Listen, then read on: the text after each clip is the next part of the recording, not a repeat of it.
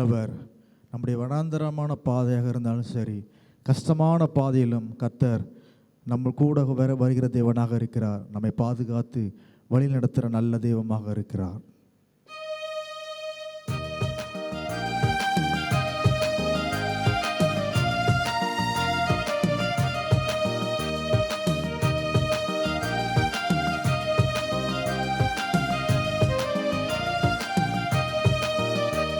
வனாந்திரவாழ்த்திரையில் கலைத்து நாம் சோர்ந்து போகும் நேரங்களில், வனாந்திரையில் கலைத்து நாம் சோர்ந்து போகும் நேரங்களில், நேசரின் சத்தம் என்னை தேற்றிடும், நேசரின் சத்தம் என்னில் கேட்டிடும், என் வாழ்வு செழித்திடுமே, என் வாழ்வு செழித்திடுமே. வனாந்திரையில் கலைத்து நாம் சோர்ந்து போகும் நேரங்களில், வனாந்திரையில் கலைத்து நாம் சோர்ந்து போகும் நேரங்களில், செங்கடல் எதிர்த்து வந்து பங்கும் வந்திடாமல் அங்கு பாதை ஒன்று கண்ணில் தெரியுதே, செங்கடல் எதிர்த்து வந்து பங்கும் வந்திடாமல் அங்கு பாதை ஒன்று கண்ணில் தெரியுதே. விடுவிப்பார் ஆண்டவர், நல்குவார் புதுபலன், தடுத்திடும் சத்துருக்கள் அழிந்து வாழுவார். விடுவிப்பார் ஆண்டவர், நல்குவார் புதுபலன், தடுத்திடும் சத்துருக்கள் அழிந்து வாழுவார். வனாந்திரையில் கலைத்து நாம் சோர்ந்து போகும் நேரங்களில், வனாந்திரையில் கலைத்து நாம் சோர்ந்து போகும் நேரங்களில், தேவனை மறக்க செய்யும் வேதம் நிறைந்த வாழ்வை என்றும் சத்துரு விதைத்திடும் போது, தேவனை மறக்க செய்யும் வேதனை நிறைந்த வாழ்வை சத்துரு விதைத்திடும் போது, மாறாவின் கசந்த நீர் மதுரமாக மாறிடும், காரிருள் நீங்கிட வெளிச்சம் தோன்றுமே. மாறாவின் கசந்த நீர் மதுரமாக மாறிடும், காரிருள் நீங்கிட வெளிச்சம் தோன்றுமே. வனாந்திரையில் கலைத்து நாம் சோர்ந்து போகும் நேரங்களில், வனாந்திரையில் கலைத்து நாம் சோர்ந்து போகும் நேரங்களில், இனிமையற்ற வாழ்வில் நானும் தனிமை என்று எண்ணும் போது மகிமை தேவன் தாங்கினாரே. இனிமையற்ற வாழ்வில் நான் தனிமை என்று எண்ணும் போது மகிமை தேவன் தாங்கிடுவாரே. இனிமையா மன்னாவை வருஷிக்க பண்ணுவா, இனி எனக்கென்றுமே தாழ்வு இல்லையே. இனிமையா மன்னாவை வருஷிக்க பண்ணுவா, இனி எனக்கென்றுமே தாழ்வு இல்லையே. வனாந்திரையில் கலைத்து நாம் சோர்ந்து போகும் நேரங்களில், வனாந்திரையில் கலைத்து நாம் சோர்ந்து போகும் நேரங்களில், நேசரின் சத்தம் என்னில் கேட்டிடும், நேசரின் சத்தம் என்னில் கேட்டிடும், என் வாழ்வு செழித்திடுமே, என் வாழ்வு செழித்திடுமே. வனாந்திரையில் கலைத்து நாம் சோர்ந்து போகும் நேரங்களில், வனாந்திரையில் கலைத்து நான் சோர்ந்து போகும் நேரங்களில். ஹல்லேலூயா. கர்த்தர் நல்லவர். ஆண்டவருக்கு மகிமை உண்டாவதாக. ஆசீர்வதிக்கப்பட்டதான மிகவும் சந்தோஷமான இந்த வேளையிலே அருமையான ஆண்டவருடைய பிள்ளைகளாகிய உங்கள் ஒவ்வொருவரையும் இந்த கீலேயாத் கம்பீர தோனி வேளையிலே சந்திக்கிறதில் நான் மிகவும் பெருமிதப்படுகிறேன். இஸ்ரவேலின் பரிசுத்தர் நம் நடுவிலே பெரியவராக இருக்கிறார். அவர் வல்லமையுள்ளவர், அவர் நீதி செய்கிற தேவனாய் இருக்கிறார். அவர் பூமியை நியாயம் தீர்ப்பதற்காக வெகு சீக்கிரத்திலே வருகிற ஆண்டவராக இருக்கிறார். நம் ஒவ்வொருவரையும் மிகவும் அதிசயமாகவும் அற்புதமாகவும் நம்முடைய தேவனாகிய கர்த்தர் வழிநடத்தி வந்திருக்கிறார். எவ்வளவோ நன்மைகள், ஆசீர்வாதங்கள் ஒவ்வொரு நாளும் நமக்கு தந்து நம்மை தம்முடைய செட்டைகளில் மறைத்து பாதுகாக்கிறார். நன்றியுள்ளவர்களாக நாம் ஆண்டவருக்கென்று காணப்படுவோமாக. இந்த அருமையான வேளையிலே நாம் தியானிக்கும்படியாக ஆதியாகமம் புத்தகம் 34வது அதிகாரம் 30வது வசனம். அப்பொழுது யாக்கோபு சிமியோனையும் லேவியையும் பார்த்து, இந்த தேசத்தில் குடியிருக்கிற கானானியரிடத்திலும் பெரிசியரிடத்திலும் என் வாசனை நீங்கள் கெடுத்ததினாலே என்னை கலங்க பண்ணினீர்கள். நான் கொஞ்சம் ஜனமுள்ளவன், எனக்கு விரோதமாய் கூட்டம் கூடி நானே என் குடும்பமும் அழியும்படி என்னை வெட்டி போடுவார்களே என்றான்.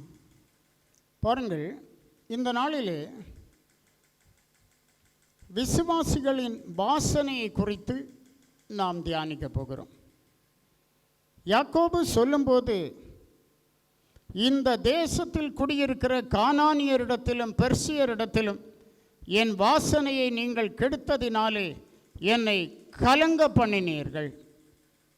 You troubled me by making me obnoxious among the inhabitants of the land என்று சொல்லுகிறான். இந்த தேசத்திலே வாழ்கிற குடிகள் நடுவிலே நீங்கள் என் வாசனையை கெடுத்து என்னை கலங்க பண்ணினீர்கள் என்கிறான்.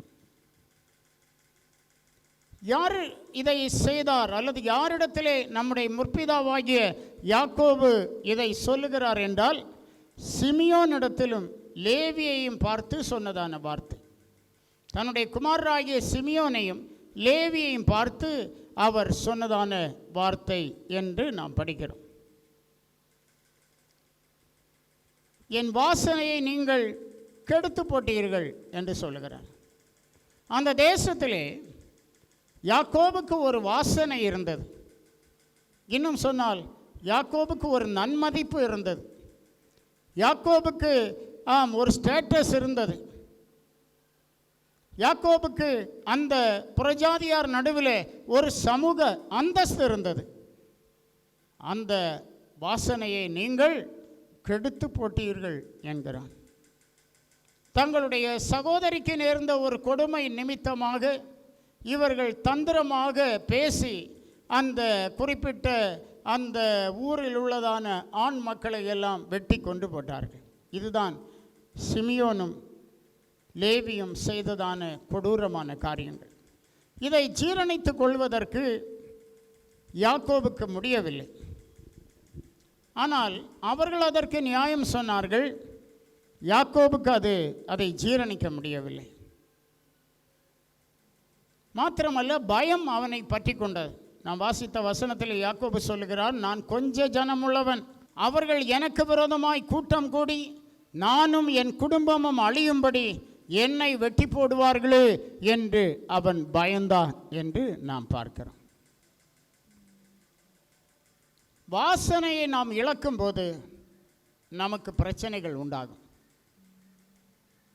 நம்முடைய வாசனை தேசத்தின் நடுவில் கெடுக்கப்படும் போது அங்கே சத்துரு சும்மா இருக்க மாட்டான், சத்துருக்கள் சும்மா இருக்க மாட்டார்கள், எதிராளிகள் சும்மா இருக்க மாட்டார்கள், பிரச்சனைகள் உண்டாகும் என்று பார்க்கிறோம்.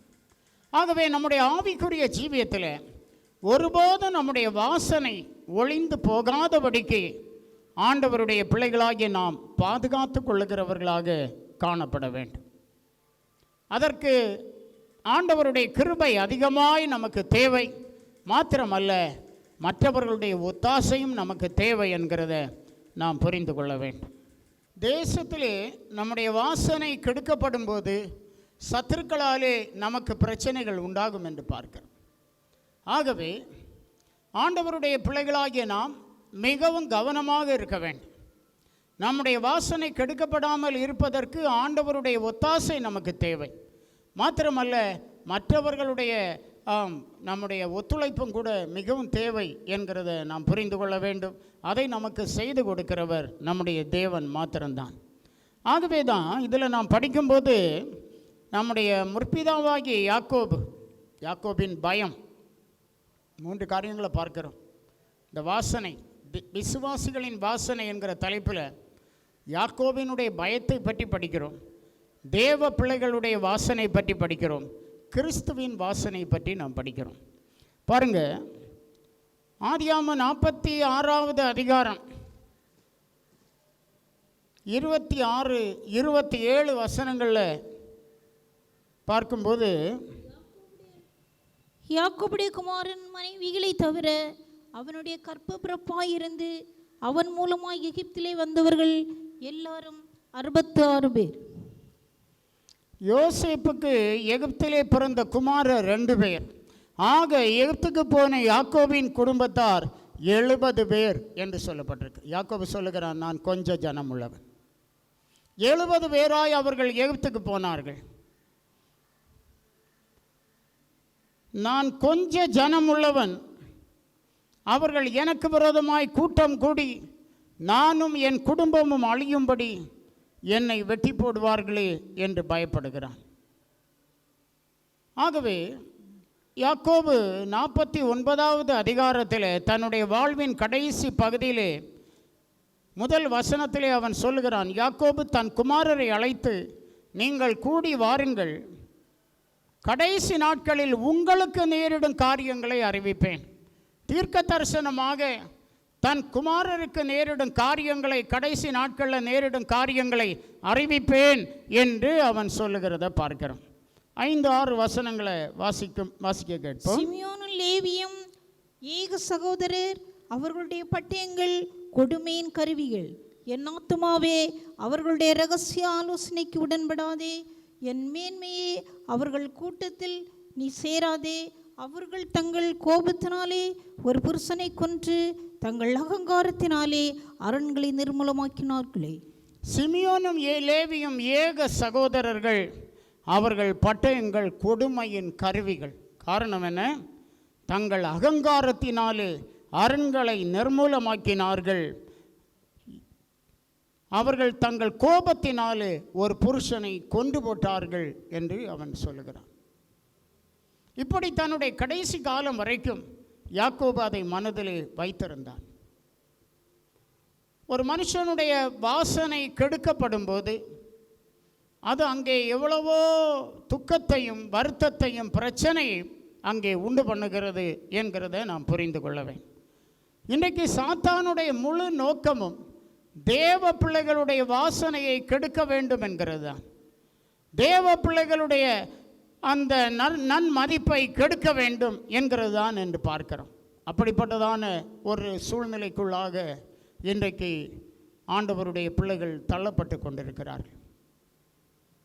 அரசு கூட பொய்யான வழக்குகளை தேவ பிள்ளைகள் மேல் போட்டு, பரிசுத்தமாய் வாழ்கிற எத்தனையோ ஊழியக்காரர் மேல் போஸ்கோ வழக்குகளை போட்டு அவர்களுடைய வாசனையை கெடுக்க எவ்வளவோ முயற்சிகளை சாத்தான் பண்ணுகிறத நம்ம பார்க்கிறோம். யாரை கொண்டு எப்படி பண்ணுகிறான் என்று நாம் சொல்லிக்கொள்ள முடியாது. இங்கே தன் சொந்த பிள்ளைகளை கொண்டே அவன் பண்ணுகிறத யாக்கோபால சகித்து கொள்ள முடியவில்லை. ஆகவே ஆண்டவருடைய கிருபையை நாம் அதிகமாக பற்றி கொண்டு தேசத்திலே தேவஜனத்தின் வாசனை ஒருபோதும் கெட்டுப்போகாதபடிக்கு, அந்த வாசனை நிலைநிற்கும்படிக்கு தேவ பிள்ளைகளாகிய நாம் ஜெபத்திலே எப்போதும் தரித்திருக்க வேண்டும். ஏனென்றால் வாசனை நிலை நின்றால்தான் ஆண்டவருடைய பரிசுத்த நாமம் மகிமைப்படும் என்று நாம் பார்க்கிறோம். ரெண்டாவதாக இந்த வேளையில் நாம் தேவ பிள்ளைகளுடைய வாசனையை குறித்து நாம் தியானிக்க போகிறோம். ஏசாயா 11ஆம் அதிகாரம், அதில் நாம் 3வது வசனத்தை வாசிக்கும்போது சொல்லப்பட்டிருக்கிறது, கர்த்தருக்கு பயப்படுதல் அவருக்கு உகந்த வாசனையாக இருக்கும். இயேசு கிறிஸ்துவை குறித்ததான தீர்க்க தரிசனத்தில் சொல்லும்போது கர்த்தருக்கு பயப்படுதல் அவருக்கு உகந்த வாசனையாயிருக்கும் என்று சொல்லுகிறத நாம் பார்க்கிறோம். அவர் தமது கண் கண்டபடி நியாயம் தீர்க்காமலும் தமது காது கேட்டபடி நீதி செய்யாமலும் தீர்ப்பு செய்யாமலும் இருப்பார் என்று சொல்லப்பட்டிருக்கிறது. இப்போ தேவனுடைய அந்த தீர்க்க தரிசன வார்த்தைகளில் கர்த்தருக்கு பயப்படுதல் அவருக்கு உகந்த வாசனையாக இருக்கும் என்று சொல்லப்பட்டிருக்கு. இந்த நாட்களில் அருமையான தேவ பிள்ளைகள், நீங்கள் உங்கள் ஒவ்வொருவருக்கும் ஒரு வாசனை இருக்கிறது. என்ன வாசனை? நீங்கள் கர்த்தருக்கு பயப்படுகிறவர்கள். இதை ஜனங்கள் அறிந்திருக்கிறார்கள், ஜாதிகள் அறிந்திருக்கிறார்கள், உங்கள் சத்துருக்கள் அறிந்திருக்கிறார்கள்.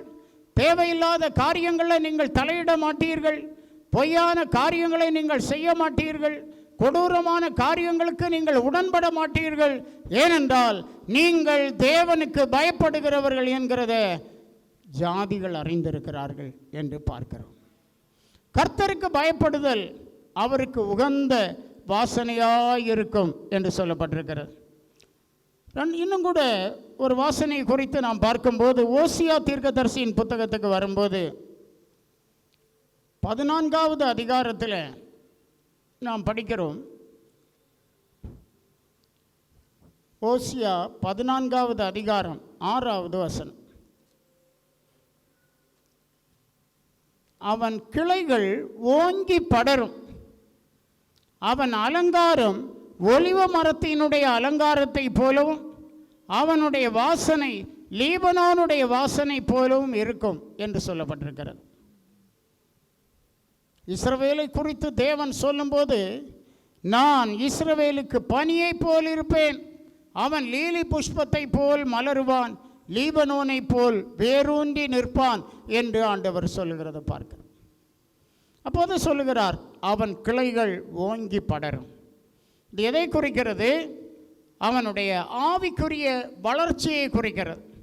ஆவிக்குரிய ஜீவியத்திலே அதிகமாக நாம் வளர வேண்டும், நாளுக்கு நாள் வளர வேண்டும்.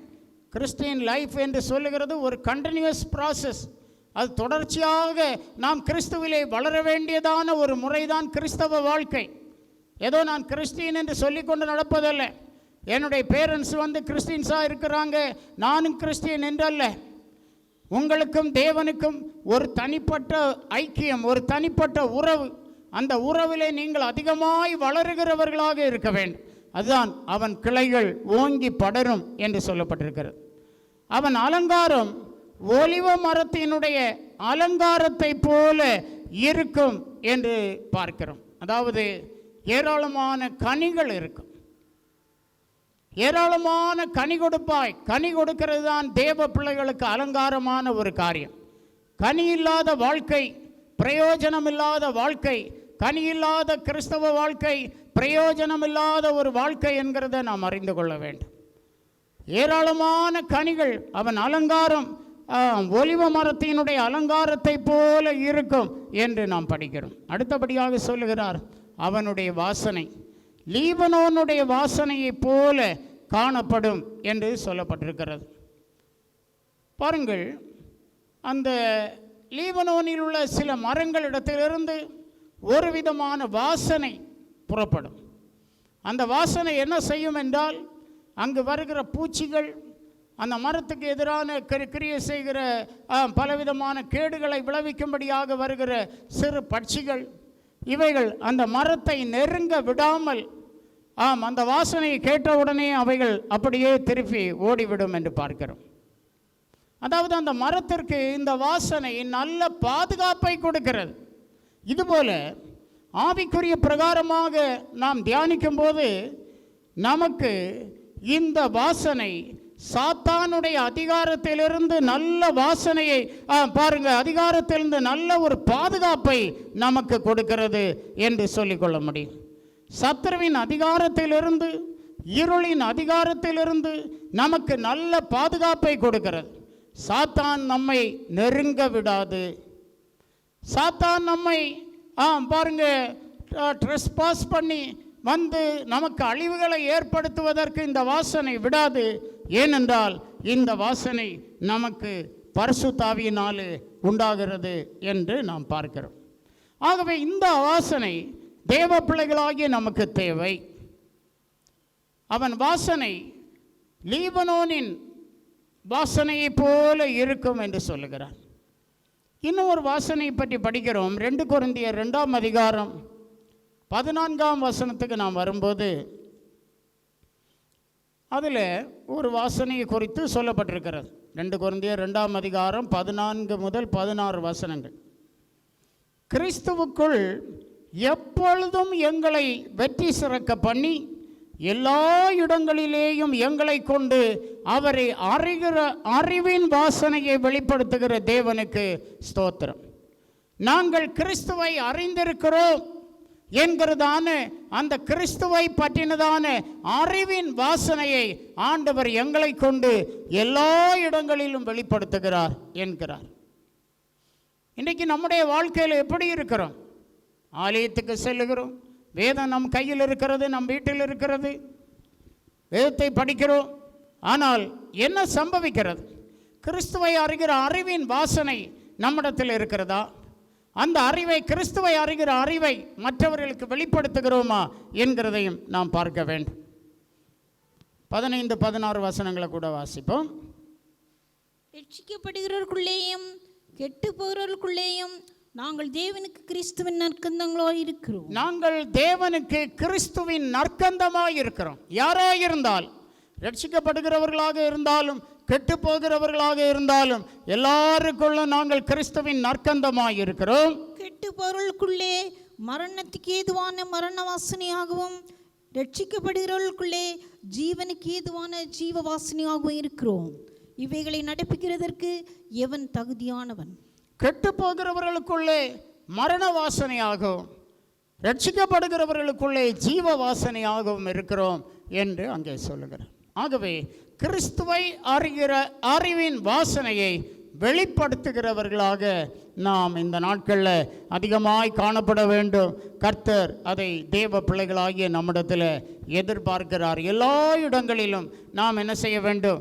ஆண்டவரை அறிகிற அறிவின் வாசனையை வெளிப்படுத்துகிறவர்களாக காணப்பட வேண்டும். அதாவது சிலுவையை குறித்த உபதேசத்தை, பிரசங்கத்தை எல்லா இடத்திலும் நாம் பண்ணுகிறவர்களாக, சொல்லுகிறவர்களாக நாம் இருக்க வேண்டும். அதை குறித்து 1 கொரிந்தியர் 1 அதிகாரத்தில் கூட வாசிக்கிறோம். 1 அதிகாரம் அதில் 23வது வசனத்தில் படிக்கும்போது, நாங்களும் சிலுவையில் அறையப்பட்ட கிறிஸ்துவை பிரசங்கிக்கிறோம். அவர் யூதருக்கு இடரலாயும் கிரேக்கருக்கு பைத்தியமாயும் இருக்கிறார். நாங்கள் சிலுவையில் அறையப்பட்ட கிறிஸ்துவை பிரசங்கிக்கிறோம் என்று சொல்லுகிறார். இன்றைக்கும் சிலுவையில் அறையப்பட்ட கிறிஸ்துவை பிரசங்கிக்கக்கூடிய தைரியம் நமக்கு உண்டாக வேண்டும். அதில் 2ஆம் அதிகாரம் 2ஆம் வசனம் வாசிக்க கேட்போம். இயேசு கிறிஸ்துவை சிலுவையில் அறையப்பட்டவரே அன்றி வேறொன்றை உங்களுக்குள்ளே அறியாதிருக்க தீர்மானித்திருந்தேன். இயேசு கிறிஸ்துவை சிலுவையில் அறையப்பட்ட அவரையே அன்றி வேறு ஒன்றையும் உங்களுக்குள்ளே அறியாதிருக்க தீர்மானித்திருந்தேன் என்று கொரிந்து சபையாருக்கு அவர் சொல்லுகிறார். அப்போ கொரிந்துவிலே ஊழியம் ஆரம்பித்து ஜனங்களை கர்த்தருக்குள்ளே கொண்டு வரும்போது பவுலுக்கு ஒரு பெரிய ஒரு பிளான், ஒரு எண்ணம். இயேசு கிறிஸ்துவை மாத்திரம்தான் அறிய வேண்டும். சிலுவையில் அறையப்பட்ட இயேசுவை மாத்திரம்தான் இவர்கள் அறிய வேண்டும். வேறு ஒன்றையும் இவர்கள் அறிய தேவையில்லை என்கிறதான ஒரு எண்ணம். அப்படி கிறிஸ்துவை பற்றியதான அந்த அறிவின் வாசனையை, சிலுவையின் வாசனையை எல்லா இடத்திலும் அறிவிக்கிறவர்களாக ஆண்டவருடைய பிள்ளைகளாகி நாம் காணப்பட்டோம். 2 காரியங்கள் பார்த்தோம். ஒன்று, யாக்கோபினுடைய பயம். 2வதாக தேவ பிள்ளைகளுடைய வாசனை. யாக்கோபு சொல்கிறார், பாருங்க, என் வாசனையை நீங்கள் கெடுத்ததினாலே என்னை கலங்க பண்ணினீர்கள். என் வாசனையை நீங்கள் கெடுத்ததினாலே என்னை கலங்க பண்ணினீர்கள் என்கிறத பார்க்க. 3வதாக ஒப்பு கொடுத்தலின் வாசனை. கிறிஸ்து நமக்காக தம்மை ஒப்பு கொடுத்தார் பாருங்க. அந்த ஒப்பு கொடுத்தலின் வாசனையை பற்றி நாம் பார்க்க போகிறோம். எபேசியர் 5ஆம் அதிகாரம் 2வது வசனம். அதில் கிறிஸ்துவை குறித்து சொல்லப்பட்டிருக்கிறத நாம் பார்க்கலாம். கிறிஸ்து நமக்காக தம்மை தேவனுக்கு சுகந்த வாசனையான காணிக்கையாகவும் பலியாகவும் ஒப்பு கொடுத்து நம்மில் அன்பு கூர்ந்தது போல நீங்களும் அன்பிலே நடந்து கொள்ளுங்கள். கிறிஸ்து நமக்காக தன்னை சுகந்த வாசனையான காணிக்கையாக பலியாக ஒப்பு கொடுத்தார். கிறிஸ்து நமக்காக தம்மை சுகந்த வாசனையான பலியாக காணிக்கையாக தேவனுக்கு ஒப்பு கொடுத்தார்.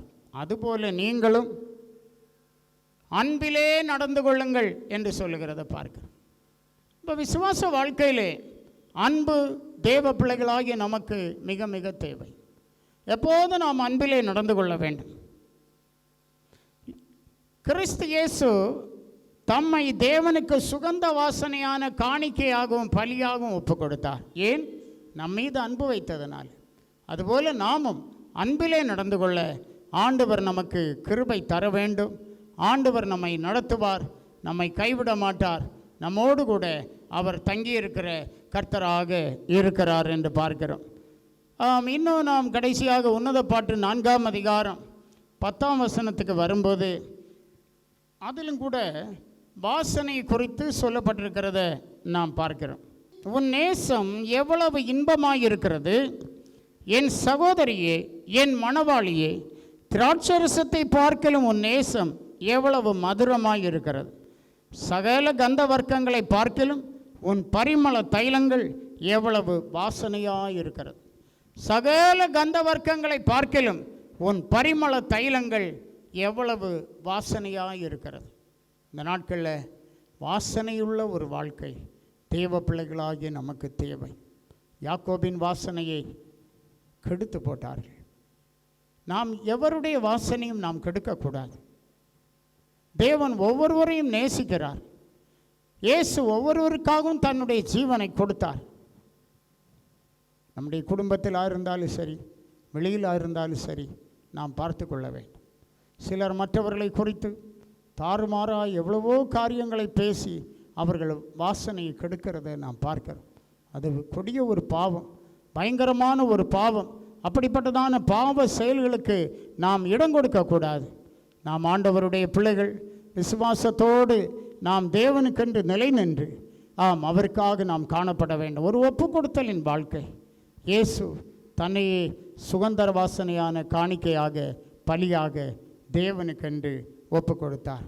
ஒருவேளை அன்றைக்கு இயேசு ஒப்பு கொடுக்காமல் இருந்திருந்தால் நிச்சயமாக நமக்கு மீட்பு கிடையாது, நமக்கு பாவ மன்னிப்பு கிடையாது, நமக்கு ரட்சிப்பு கிடையாது. எவ்வளவு பயங்கரமாய் நம்முடைய நித்திய வாழ்வு முடிந்திருக்கும் பாருங்க. நாமெல்லாம் பாதாளத்திலே கிடத்தப்பட்டிருப்போம். ஆனால் இன்றைக்கு அவ்விதமாக அல்ல. ஆண்டவர் நம்மை ரட்சித்து அபிஷேகித்து அவருடைய சொந்த ஜனமாக மாற்றி இருக்கிறார். விசுவாசிகளாகிய நமக்கு வாசனை வேண்டும். அதை காத்துக்கொள்ள கர்த்தர் நமக்கு கிருபை தருவாராக. என் வார்த்தையை முடிக்கிறேன். ஜெபிப்போம். ஹல்லேலூயா. ஆண்டவரை நோக்கி ஜெபிப்போம். ஒவ்வொருவரும் ஜெபிப்போம். ஹல்லேலூயா.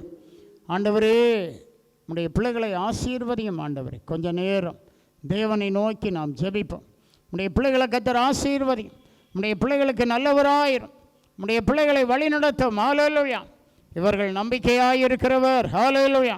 இவர்களுக்கு போதுமானவராயிருக்கிறவர். ஹல்லேலூயா. ஆமென். ஹல்லேலூயா. பரிசுத்தரே, உம்மை ஸ்தோத்தரிக்கிறோம், ஸ்தோத்தரிக்கிறோம், ஸ்தோத்தரிக்கிறோம். உம்மையே சுகந்த வாசனையான காணிக்கையாக, பலியாக எங்களுக்காக ஒப்பு கொடுத்தீரப்பா. உம்முடைய இரத்தம் சகல பாவங்களை நீக்கி எங்களை சுத்திகரிக்கிறது. உம்முடைய தழும்புகளால் நாங்கள் குணமானோம். ஹல்லேலூயா. இந்த நேரத்திலும் கூட ஆண்டவரே, வியாதியஸ்தருக்காக ஜெபிக்கிறோம். என் ஆண்டவர் தயவாய் கண்பாரும். ஆண்டவர் ஹல்லேலூயா. வியாதி உள்ளவர்கள் அந்தந்த இடத்துல உங்கள் கரங்களை வைத்து கர்த்தரை நோக்கி ஜெபிங்க. ஹல்லேலூயா. கர்த்தர் மெய்யாகவே நம்மை விடுவிக்கிறவர், நம்மை சௌக்கியமாக்குகிறவர். ஹல்லேலூயா. நம்மை சுகப்படுத்துகிறவர். ஹல்லேலூயா. எப்பேற்பட்ட வியாதியாக இருந்தாலும் நமக்கு அதிசயத்தை செய்ய ஆண்டவர் வல்லவராக இருக்கிறார். ஹல்லேலூயா. கர்த்தருடைய வழிகளை பற்றிக்கொள்வோம். கர்த்தருடைய வழிகளை பற்றிக்கொள்வோம். ஆண்டவருக்காக காணப்படுவோம். ஹல்லேலூயா. கர்த்தர் ஜீவிக்கிறவர், கர்த்தர் நல்லவர். ஆமென். ஹல்லேலூயா. ஆண்டவரே, இந்த நேரத்தில் அருமையான உம்முடைய பிள்ளைகளுக்காக ஜெபிக்கிறோம் அப்பா. இவர்கள் எப்பேற்பட்ட வியாதியினால் பாதிக்கப்பட்டவர்களாக இருந்தால் இந்த நேரத்தில் தானே என் ஆண்டவர் உம்முடைய வார்த்தையை அனுப்பி உம்முடைய பிள்ளைகளை குணமாக்கும்படியா ஜெபிக்கிறோம். உம்முடைய பிள்ளைகளை சௌக்கியமாக்கும்படியா ஜெபிக்கிறோம். தெய்வீக சுகம் உம்மிடத்திலே இருக்கிறது ஆண்டவரே. ஹல்லேலூயா. அற்புதமாய் கர்த்தர் கிரியை செய்யும்படியா ஜெபிக்கிறோம். அதிசயமாய் கர்த்தர் கிரியை நடப்பிக்கும்படியா ஜெபிக்கிறோம். ஹல்லேலூயா. நன்றி ஆண்டவரே, நன்றி ஆண்டவரே. தேவ கிருபை என்னாலும் தாங்கட்டும், தேவ மகிமை என்னாலும் தாங்கட்டும். கர்த்தர் கூட இருக்கும்படியா ஜெபிக்கிறோம் ஆண்டவரே. ஹல்லேலூயா. ஆமென். ஹல்லேலூயா. நல்லவர், நல்லவர், நல்லவர், நல்லவர், நல்லவர், நல்லவர். கர்த்தாவே, உம்முடைய பிள்ளைகளுக்கு இறங்கும் ஆண்டவரே. மகனே, எனக்கு சித்தம் உண்டு, சுத்தமாக என்று சொன்னீர் ஆண்டவரே. அதுபோல ஆண்டவரே, உம்முடைய பிள்ளைகள் ஆண்டவரே சௌக்கியமாகட்டும் ஆண்டவரே. இவர்களுக்கு நல்ல விசுவாசத்தை கொடும் ஆண்டவரே. நன்றி ஆண்டவரே, நன்றி ஆண்டவரே. ஹல்லேலூயா, ஹல்லேலூயா, ஹல்லேலூயா. கர்த்தர் கிரியை செய்யும், கர்த்தர் கிரியை செய்யும். கர்த்தர் உம்முடைய பிள்ளைகளை விடுவியும், கர்த்தர் உம்முடைய பிள்ளைகளை சௌக்கியமாக்கும் ஆண்டவரே. ஹல்லேலூயா. மனபாரங்களில் விடுதலை கொடும், கவலைகளில் விடுதலை கொடும், சத்ருவின் போராட்டங்களில் ஜெயம் கொடும். ஆமென். ஹல்லேலூயா. பண கஷ்டங்கள் இந்த விடுதலை கொடும் ஆண்டவரே. துதிக்கிறோம் அப்பா. எல்லா தேவைகளையும் சந்தியும் ஆண்டவரே. சிங்க குட்டிகள் தாழ்ச்சியடைந்து பட்டினியாக இருக்கும். கர்த்தரை தேடுகிறவர்களுக்கோ ஒரு நன்மையும் குறைபடாது என்று சொல்லப்பட்டபடி எந்த ஒரு குறைவும் இல்லாமல் கர்த்தர் காத்துக்கொள்ளும். ஆசீர்வதியும் ஆண்டவரே, விடுவியும் ஆண்டவரே, பலப்படுத்தும். ஹல்லேலூயா. நல்ல தேவனே, அன்பின் ஆண்டவரே, மிகவும் ஆசீர்வதிக்கப்பட்டதான இந்த நல்ல ஆண்டவரே ஸ்தோத்திரம் வேலைக்காக நன்றி சொல்லுகிறோம். உடைய வார்த்தைகளை நாங்கள் கேட்க கிருபை தந்தீரப்பா. ஆண்டவரே, நீரே எங்களுக்கு வாசனையை தருகிற தேவன். உம்மை அறிகிற அறிவின் வாசனை ஆண்டவரே எப்போதும் உம்முடைய பிள்ளைகளிடத்தில் இருக்கட்டும் ஆண்டவரே. ஆமென். ஹல்லேலூயா. துதிக்கிறோம் ஆண்டவரே. லீபனோனின் வாசனை ஆண்டவரே சத்துரு நெருங்காதபடிக்கு அந்த வாசனை ஆண்டவரே, ஹல்லேலூயா, ஆண்டவரே அந்த பூச்சிகளை எல்லாம் அந்த மரத்தில் அண்டையில் அது விடாதபடிக்கு தடுக்கிறது போல விசுவாசிகளிடத்தில் சத்துருவின் போராட்டங்கள் நெருங்காதபடிக்கு இந்த வாசனை தடுக்க கர்த்தர் கிருபை தரும்படியாக ஜெபிக்கிறோம். ஆசீர்வதியும் ஆண்டவர். ஹல்லேலூயா. ஆமென். கர்த்தருக்கு பயப்படுதல் ஒவ்வொருவரிடத்திலும் இருக்கட்டும் ஆண்டவர். தீமையை வெறுப்பதே கர்த்தருக்கு பயப்படுகிற பயம் என்று சொல்லப்பட்டபடி தீங்கான காரியத்தை வெறுத்து தள்ளி ஆண்டவருக்காக காணப்படட்டும். ஆசீர்வதியும், பலப்படுத்தும், பெரிய காரியங்களை செய்யும். இயேசுவின் மூலம் கேட்கிறோம் பிதாவே. ஆமென். ஆமென். God bless you.